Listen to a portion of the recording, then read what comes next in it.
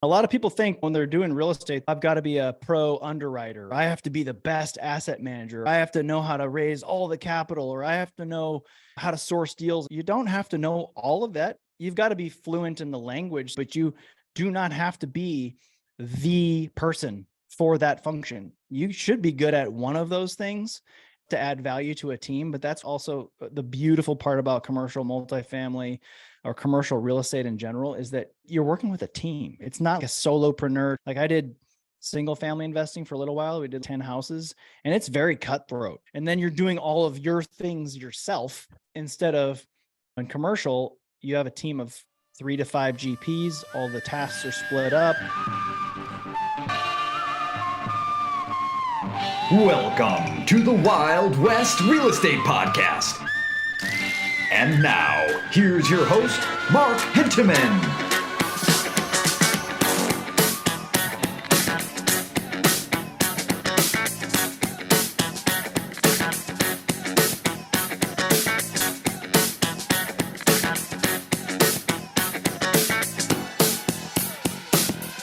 Today's guest is an Army Special Ops veteran with a passion for educating service members on creating long-term wealth through real estate investing. He invests in multifamily, storage, mobile home parks, and student housing, and serves as general partner, key principal, and other roles. I'd like to welcome Eric Upchurch.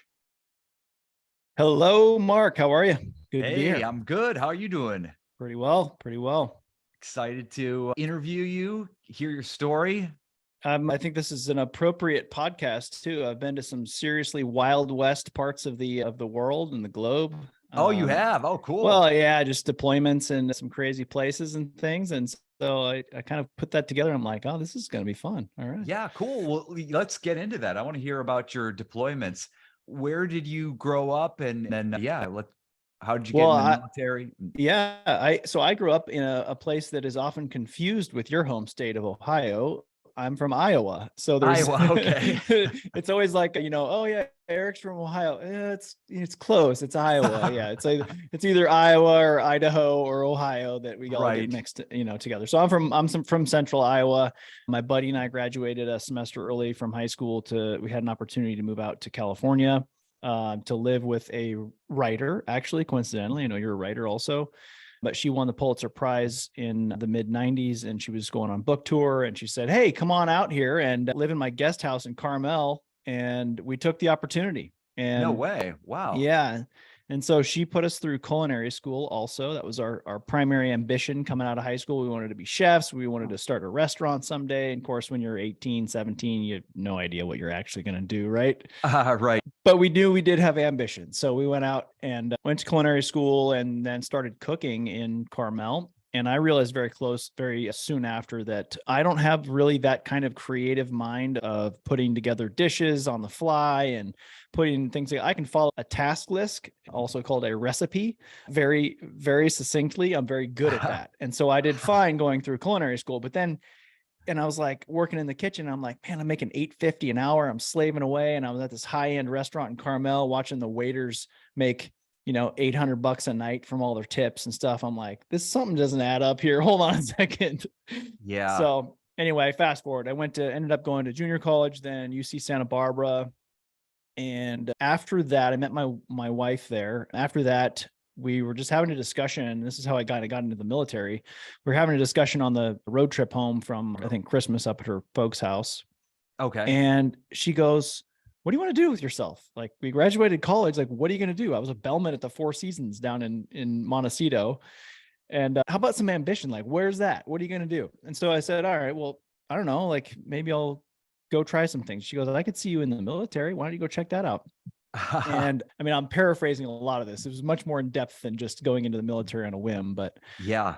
So I headed down to the recruiting office, went to all of the branches basically before the Army, ended up in the Army office, and they said, yeah, we'd love to have you. You got a couple of choices. You can be an enlisted soldier and have all of your college debt paid for, or you can be an officer because you have a degree and you'll make a little bit more money, but you'll still have that college debt.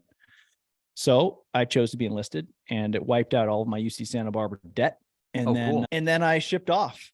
And then you shift off. What year was this? So we're 05 at this point. 05. Okay. Yep. So in '05, I went to basic training, advanced individual training, and ended up, and this is kind of a quirky, funny story, I guess, about my path in the military. I was in aviation, not to fly, but as an aviation crew member on the enlisted side. And I ended up at the top of my class, not because I'm anything special, but because I was trying to make it home to my wedding in Ventura on time. So I was like, if I'm in the military, if you sprain an ankle, get injured, if you piss off the wrong person, if you fail a written or oral test or practical test, you get recycled, it's called, back to a class behind you so that you can retest. And I knew that if that happened, I would miss my wedding. And we had 120 guests coming, and there was no plan B for that. So I had to really try hard, buckle down, ended up at the top of my class. Now, because I ended up at the top of my class, I got selected for Special Operations Aviation Regiment. And I had no idea that that was going to be my career path. Didn't know what it was, didn't know what I was getting myself into, but can you explain what exactly that is? Absolutely. So if your listeners aren't familiar with it, I can paint a pretty quick picture.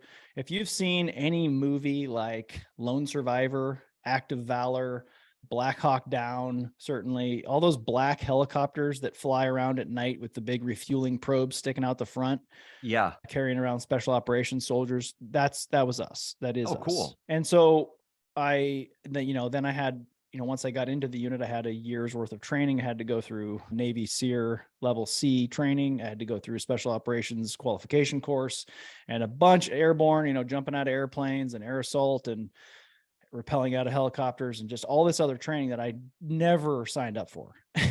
So sure. Yeah, but loved it. I did 6 years. I deployed 5 times. I got to manage 27 soldiers as a staff sergeant and got to mentor all them kind of as an enlisted but educated guy. Got my master's while I was in also. And so that's it. And then I got out. Yeah. After 6 years? Yep. 6 years. Yep. Oh, cool. And where were you deployed? Were you deployed in any sort of conflict areas? Yeah, for sure. I was stationed in Savannah, Georgia, but then I deployed to Iraq 4 times and Afghanistan once. And then also we had a Southcom. We supported South American Special Forces. So deployed down there also. Okay. Wow. Yeah. That's an adventurous life. It was great. I mean, you can tell just by how energized I am about it.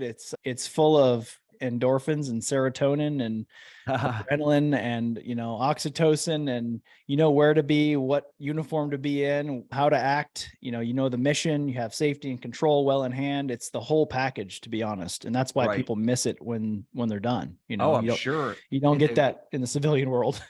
In the camaraderie, I mean, you'll probably will never experience in your life a group that's got your back. Yeah, you can't. It doesn't exist anywhere else outside that. I mean, services for sure, fire, police, some of the first responders definitely can correlate that. Even actually, I have a lot of conversations with some of my investors, pro athletes. They can relate to some extent as well. You're not carrying bodies out of combat or whatever, so to speak, but you're enduring some of the same camaraderie. You're enduring some of the same physical challenges and overcoming obstacles in a very similar way. So athletes definitely have some of the same successes, but also traumas as military folks.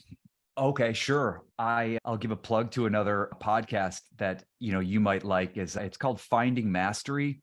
Okay. And it's hosted by Michael Gervais, and he's like a sports psychologist, does a lot of NFL. He's a psychologist for a lot of NFL teams, but he also, consults a lot of military. And he just had a great interview with, a guy who was in Afghanistan, and just what they went through. And they talk about the camaraderie and like how tight you are with your team. And he's like, the greatest part about it is just, you'll never meet a group of people who are so it's not about them. It's about, you're serving everyone in your, battalion or I don't even know if that's the right word for it. You got it. Yeah. In your platoon and your battalion. Absolutely. And that is, I mean, one interesting part about that is, and you probably see it in movies and just kind of, I guess you could deduce this as well, but it doesn't matter if you're white backwoods kid from Louisiana or a Dominican born in the Bronx, you do not see differences in skin color or race or religion or anything when you're in those situations. Yeah, right. It's your brothers, it Right. doesn't matter. Even if you're raised a certain way, man, that type of interaction transcends any kind of prejudices you may have been surrounded with in the previous parts of your life or whatever. And so it's kind of cool reflecting back on that and just looking at the unit and my guys that I managed and how diverse they were. And everybody was just like, we're brothers, Yeah, that's So, amazing. That's incredible. wish we could all come together that way, just Yeah. as a society in general. Right, It right. works out really well when we do, by the way. Yeah. Right. So once you get out of the military, tell me, how'd you get into real estate from there? So I fell into I became a landlord by accident, like a lot of military members do, which is another reason we wrote our best-selling book. And I bought a house in 2006 with the VA loan. Fantastic time to have 100% leveraged home, right? In 2006. Right. New construction, right? So, but I was working for Uncle Sam and my paychecks were coming and I had a solid job I couldn't get fired from. And so it was fine. I got through the recession without even knowing. But so when I left though, when I ETS'd or left the military in 2011, I realized I couldn't sell the property and make a profit. I probably could have broken even, but I was like, well, I don't know, maybe I can rent it. I see other guys in the unit renting their stuff. So we found a property manager that was recommended by a realtor that we knew. And we just rented it out and moved back to California where my wife was raised. And so at that point, we were making about $80-ish a month net, and which isn't great, but we didn't buy it as an investment property. We bought it as a primary residence. And no one was talking to me about how to buy right. We were just like, let's buy something shiny and neat, like, wow, Right. we can afford this cool house now. So, now the reason we wrote our book for our military community, we have 70,000 members in our community of military members. And what we teach and what we write in our book and in our courses and actually we educate real estate agents nationwide to teach this to military members, is, the power of the VA loan is more than just buying a single family house. You can actually buy a fourplex, triplex, duplex, or single, so 1 to 4 units with 0 down. And had somebody told me that in 2005 or 6, I probably would have run some numbers and said, well, let me look for a fourplex. And then you have to live in 1 unit, it has to be an owner occupied, it's an owner occupied loan product, but that would have been fantastic. And then I could have cash flowed the other 3 units and probably lived for free. Right. And the other version, our book's called Military House Hacking. And the other version of military house hacking is just buying a single family and renting it out to your buddies. Maybe you're not married. Maybe you have a girlfriend, or maybe your wife is super tolerant of other people and you can rent out the other rooms in a single family. And a lot of people were doing that, but no one was really talking about it back then, And then on the 2 to 4 side, real estate agents certainly were not telling military members to go buy a fourplex. They just didn't have, they were just on the single family kind of wavelength. So that's where I started. And then when I got back to the Bay Area, where my wife was from, I started looking around. I'm like, okay, barely making money on that thing. And the first time the air conditioner breaks, I'm like, I lose like 6 months of net income on that property. So is there a better way? And then I started reading Rich Dad Poor Dad and, podcasts and like just really learning. And then we realized that we hit the Bay Area market at a time. This is 2012 when we bought, and our house appreciated from 500 to 690 in 2 years. And so we were at that 2-year mark. We sold it. We made 190 grand. Didn't have to pay any taxes on it because we lived in it for 2 years. And then did that again out on the coast. I bought a house for 900, sold that for 1.125. So $250,000 spread in 9 months. So that was kind of a live-in flip, but I had my wife and my kids with me and everything. Okay. And then we did another time in the East Bay. So we did that 3 times in the Bay Area. So really for people getting started, it's like, we were just looking around. We're like, well, maybe we can't flip houses in the Bay Area, but we can live in flip. We can afford a house. So what can you do is really the question. It's not I can't do that. I can't do this. What can you do? Because there are so many strategies in real estate, especially if you're just getting started and trying to figure out where you fit in. And we did that. And that's kind of, how we made all of our startup capital. And then we started getting into multifamily. And that was just, kind of transitioning into that conversation. The multifamily had a buddy who was syndicating, and I didn't know what that term meant or anything. And I just saw him he'd be on a private plane somewhere. And I'm like, dude, I was in college with this guy. He was on my wife's gymnastics team in college. Like, how is he doing so well? Like, what in the heck is he doing? And why didn't I follow in his footsteps, But he started talking to me about multifamily, and he was like, hey, if you invested in this deal that we just sold, we would have taken your 100,000 and turned it into 290 within 5 years. And I'm like, what? And so my eyes were kind of wide open at that point to looking at syndication. And then I just started getting educated on syndication. And that was about 5 years ago. So 2017, I started really kind of diving into syndication. Yeah. And then you 2018 started. I believe you said you got into just the house buying, right? Was it 2012? Yeah. So we were coming out of the Great Recession. Oh man, we just hit it exactly right. From 2012 to 2017, we were living flipping. So we have that 5-year span. We live and flipped 3 houses in the Bay Area and made really good money. Yeah. And then started, investing in multifamily. Cool. Yeah, that sounds good. Who was, when you say was this your wife or no? You have a team? Yeah. So Active Duty Passive Income, the company that we started in 2017 that serves military members. So we all kind of got together and said, let's do it. One of my partners, the founder of ADPI, he's a Marine pilot. We're all military. And he had bought a 52 unit with his parents outside of Indianapolis. And so he kind of knew that market, and he was like, well, I think there's other opportunities there.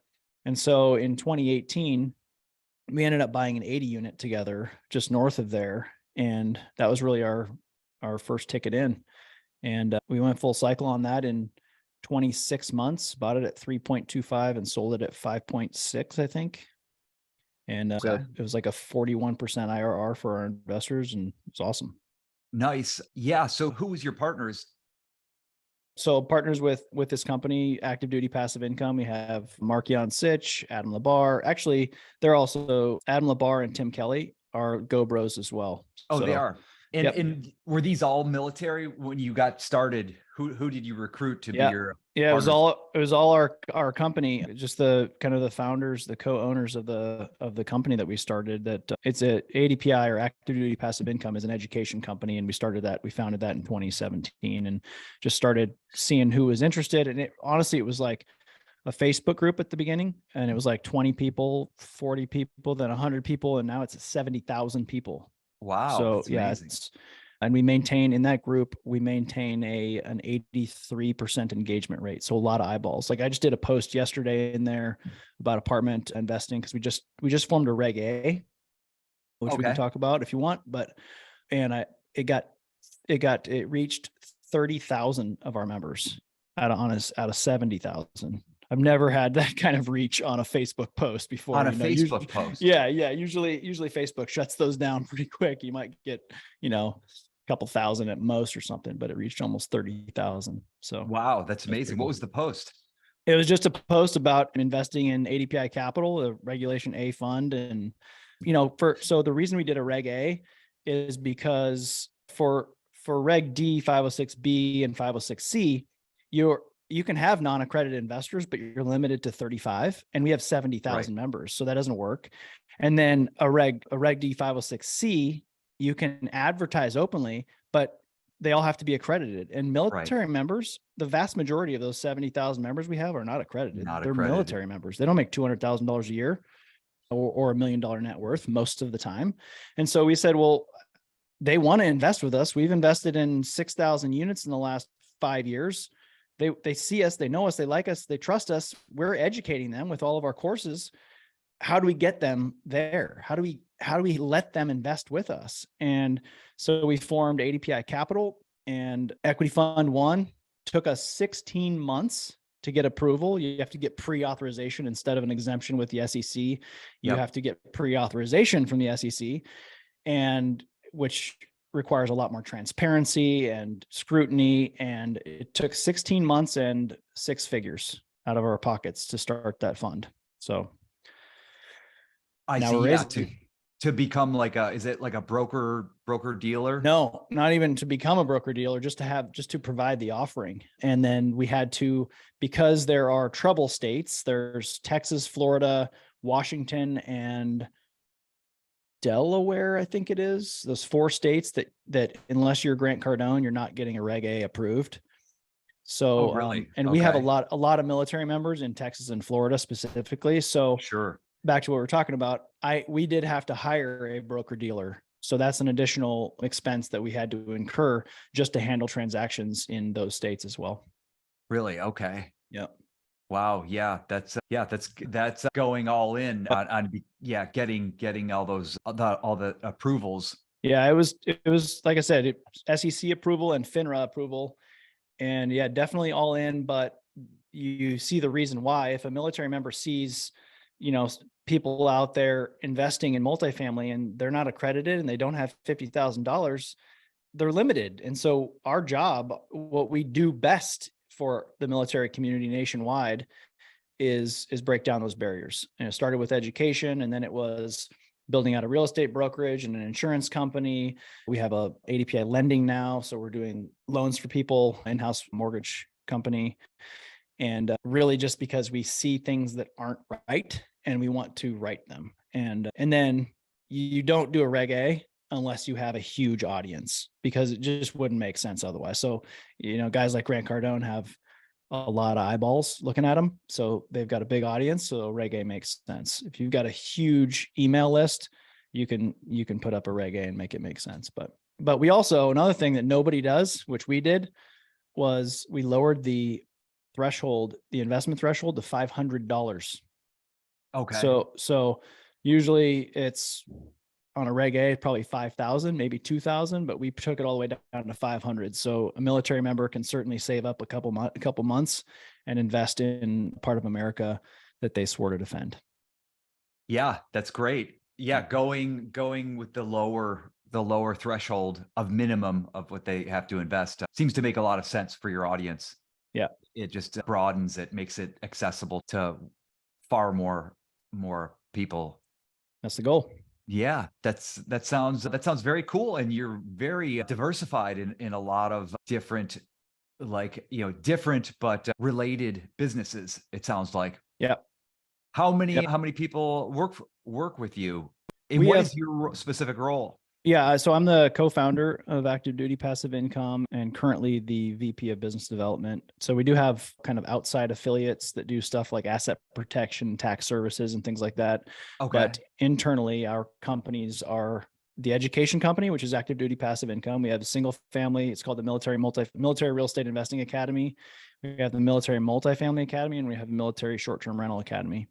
And then those all come with cohort mastermind classes. So in the military, when you go to a school to learn something, you're given a class number, like class 2304 or 0423, right? So you're given a designation of these are your people, and then you go through like an 8-week cohort.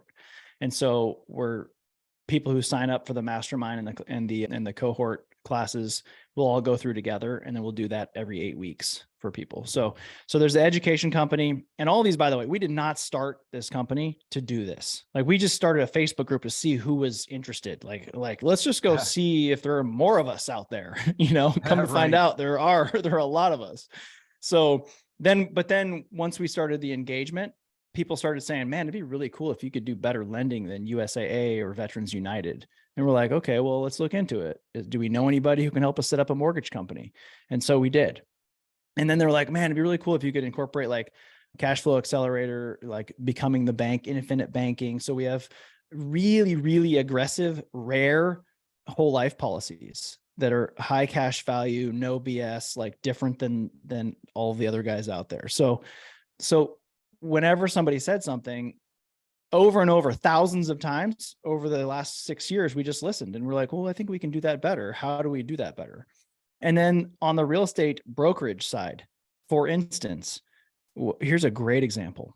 We took the realtors, National Association of Realtors, right? Every realtor has their name badge on, and it says realtor on it, right? Okay. That association has a designation that they give to realtors who take a course called the Military Relocation Professional, MRP. So it's like Mark Henteman, MRP, like serving the military community in Los Angeles, right? Anybody can do that. You don't even have to serve, and you can do that. So we took the course, and we were like baffled at how not military friendly it was. Oh, really? So what we did was I cold reached out to NAR and I said, hey, we're the subject matter expert in military real estate investing. Let us write the course for you. Let us put the course curriculum together for you. So anytime nationally now a realtor gets the MRP designation, they're going through active duty passive income training. So Really? we're doing amazing. all of those, even little things like that can make a huge impact, because that training is now going to educate military members on the fact that they could look into a fourplex instead of just a single family house. So yeah, that's pretty impressive and amazing in a lot of ways. Yeah. So how long you guys have been in business for?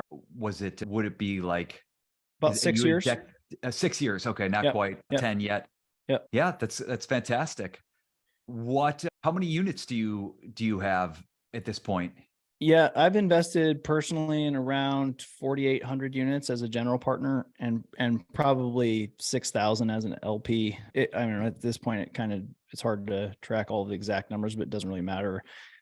For me, and this is something you probably hear about all the time, is the number of units doesn't really matter, and it kind of doesn't, but it is a great it's a great metric of experience. That's all I look at. It's not how much money I make, or you could make more money with 100 units that are paid off than 5,000 units that you own 1% of, right? So, and there's always that argument in this industry of like, oh, okay, well, you syndicate, you've got all these units, so whenever someone asks me the question, I love audiences to hear that it's not really about that, other than the fact that on a schedule of real estate owned, a bank is going to see that I've been a guarantor. I've been, the KP, I've been part of asset management. I've been part of capital raising and investor relations. And with that amount of doors, so to speak, you gain a lot of experience working with a lot of different teams. And that's one of the things I love about this business. I love the networking aspect of it and finding new solutions to new or existing problems. And I've really come to know that I am a connector, and it took me a long time to be okay with just saying that out loud. Like, what value do you add to the real estate world?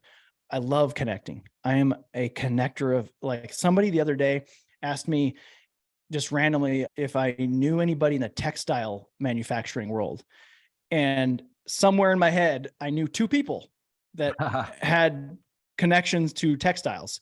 And it's just, I love those types of things, just helping people figure out how they can connect to the solution to their next problem. And that works out really well in real estate. So. Yeah. In a lot of businesses. Yeah. I think when you get to a certain age, and you're probably much younger than I am, but yeah, I'm older than I look. Oh yeah. But yeah, you learn that so much can be accomplished just by your connections and serving other people. Yeah. And a lot of people think, when they're doing real estate, they think, oh, I've got to be a pro underwriter, or I have to be the best asset manager, or I have to know how to raise all the capital, or I have to know, how to source deals and talk to brokers. You don't have to know all of that. You've got to be fluent in the language, so to speak, but you do not have to be the person for that function. You should be good at one of those things and enough to add value to a team. But that's what also the beautiful part about commercial multifamily or commercial real estate in general is that you're working with a team. It's not like a solopreneur type of, like, I did single family investing for a little while. We did like 10 houses, and it's very cutthroat. It's very much like, that's my block, get your bandit signs off of my, my territory, and that's my deal. And then you're doing all of your things yourself instead of, in commercial, it's like you have a team of 3 to 5 GPs. All the tasks are split up. You communicate. It just feels more there's more camaraderie. Maybe that's why I like it, because it's much more like the military setting that I'm used to. I like to work with other people who are trying to accomplish the same mission. Yeah, it's very much, as a multifamily syndicator myself, yeah, I love the team aspect. You don't have to know everything when you Yep. get hit with some sticky, thorny problem. Yeah. You got, smart guys right alongside you, or women, Yep. to help you solve your problems. And that makes it more fun. Yep. And man, one of the things I love telling people is I don't know everything, but I can pay people who do to tell me the right answers. Right. Like if I don't have a question about something legal, I'll talk to my transactional or SEC attorney. If I have a question about the loan, I'll contact Tyler, my mortgage broker. If I have a question about the asset's performance, I'll either talk to somebody on the asset management team, or I'll go directly to the property manager. So Right. I'm not the one who has to know every single detail. I'm just the one who has to know how to get the information. And those are through people either on your internal team or your external team. Sure. Right. What would you say drove your growth the most? Do you think it was the appetite from the military? And was it a combination of that and social media? I think it was discovery so I was seeking a renewed sense of passion and purpose when I got out. I buried a lot of my friends while I was in, unfortunately. And one of the things that slows a lot of veterans down, and you see, I mean, not to get too dark here, but one of the things you see veterans resorting to is, well, you see suicide obviously is like the end, the worst case scenario, but there's also like just destructive behaviors. You see a lot of divorce, you see, thrill seeking, you see bar fights or just fighting or aggression or just adrenaline seeking activities or going to jail or whatever.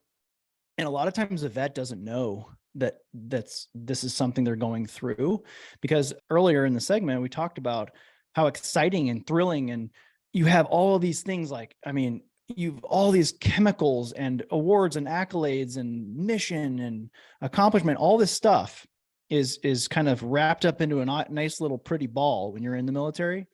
You get out and you don't have any of it anymore. You don't have any pats on the back. You're working in a cubicle. No one knows who you are. You don't care if you're clean shaven or wearing a suit or show up on time.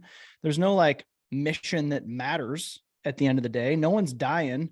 There's no, so how do you find that renewed sense of passion and purpose? You've got a massive sense of passion and purpose when you're in. It's keeping my buddy alive and finishing this mission.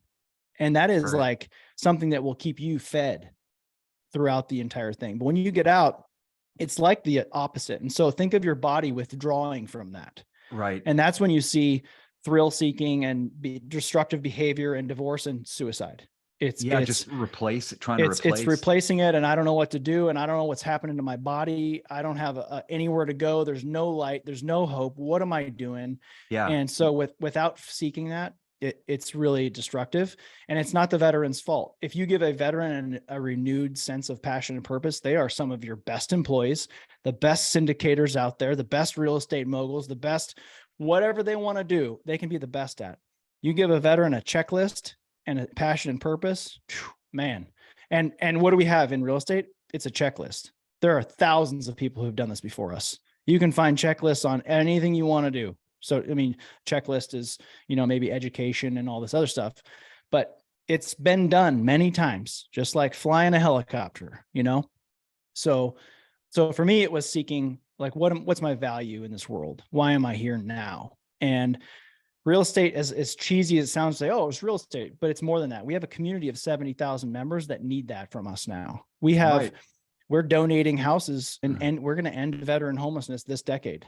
We are donating houses to Veterans Community Project. I do at least 2 huge charity hike fundraisers. We raise hundreds of thousands of dollars every year and building these tiny home communities. And right now there's 6 different communities nationwide, and there's 3,000 cities waiting for us to come in and build more. So that's, you can tell like that's passion. That's like my brothers and sisters don't belong under a bridge. Some of them just need help. They need a leg up. Others, maybe they choose, if they're in drugs and stuff like that, then maybe they're not going to be helped. But there are about 38,000. Well, in 2020, there were 38,000 homeless veterans. in the US. And in 2022, there were about 32,000. That's an 11% reduction in just 2 years. So it's working. And I mean, you can get behind something like that. You know, that's like, you can see tangible results of veterans coming off the streets and finding permanent housing. And the chances of a veteran, if they're given up to 18 months of consistent housing coming off the streets, their chances of staying off the streets forever is 95%. Yeah, that's amazing. Yeah. Cool. Not bad for a guy from Iowa. Yeah. Yeah. Just doing what I can. Yeah, this is amazing. Congrats. What an impressive road you've gone down, and what you've done with it. Built this whole, company, a business, but in addition to that, charitable aspect of it is really amazing. Yeah. Well, I give all the credit, to be honest, like the people that we surround ourselves with, the military spouses, the military, we have veterans working for us in military. Everybody who works for our company is either a military spouse or a veteran or active duty. So, and it's very fulfilling, and we have a mission they can get behind very easily. So it's fantastic. Yeah, that's great. That's amazing. Cool. So you ready for our question round? Let's do it. All right. What is there a book you've recommended most over the past year? Can't Hurt Me, Goggins.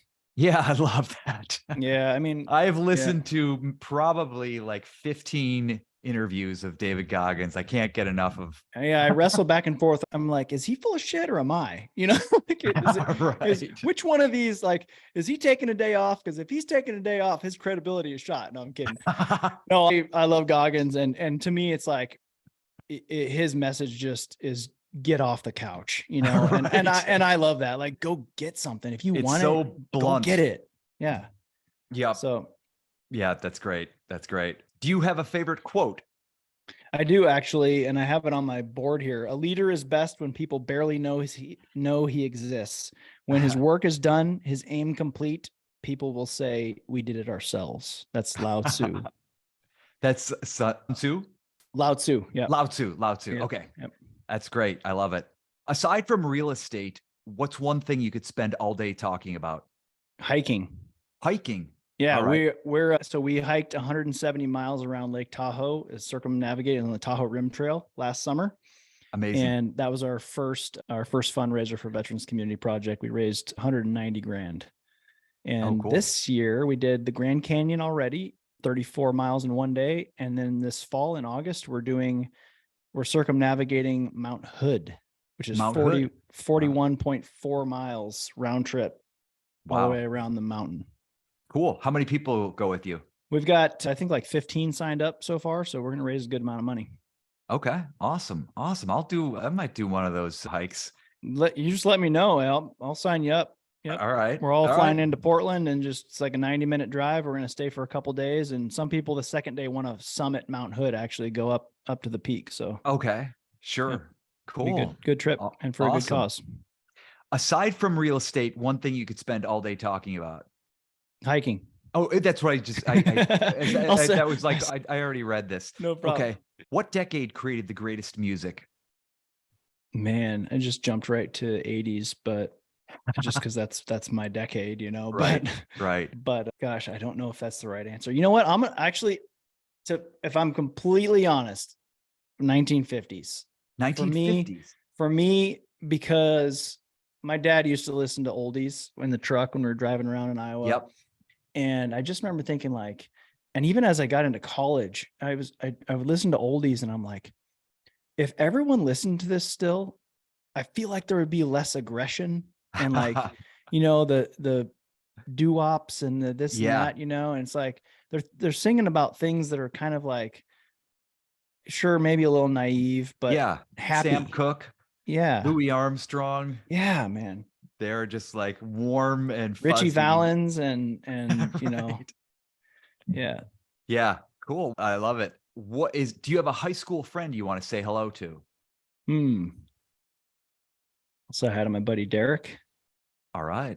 Awesome. And lastly, when are you happiest? When I'm in the mountains somewhere. You and me both. It's quiet. Yep. Yeah, I spend a lot of time up in the mountains, and I'm the only one in my family that drives up there by myself. Just Well, go you'll be a perfect fit for one of our hikes then. hike. Just Yeah. up in the mountains with friends and doing Yeah. challenging things for a good reason. And yeah, we love it. Yeah. Oh, cool. Cool. I look forward to it. Lastly, how can listeners reach out to you? Yeah, you can get me on Instagram at real Eric Upchurch. I don't know if there are any fake Eric Upchurchers, but they're about to be probably. Real Eric Upchurch. And then you actually just email me, Eric at activedutypassiveincome.com if you're a military member. And you can email me, Eric at ericupchurch.com if you're non-military. Well, this has been great. Yeah, what an impressive story, and what a great cause that you guys are Thank you. addressing. Yeah, I really appreciate you being on the show. I am glad to be here, and it's been awesome getting to know you some. Likewise. Cool. Thank you for joining us for the Wild West Real Estate Show. If you like what we're attempting to do here, please subscribe so we can continue sharing these with you. And if you want to check out our website, it's quantumcapitalinc.com. You'll find podcast episodes as well as multifamily properties we're looking at and how you could potentially participate. Look forward to seeing you guys soon on the Wild West Real Estate Show.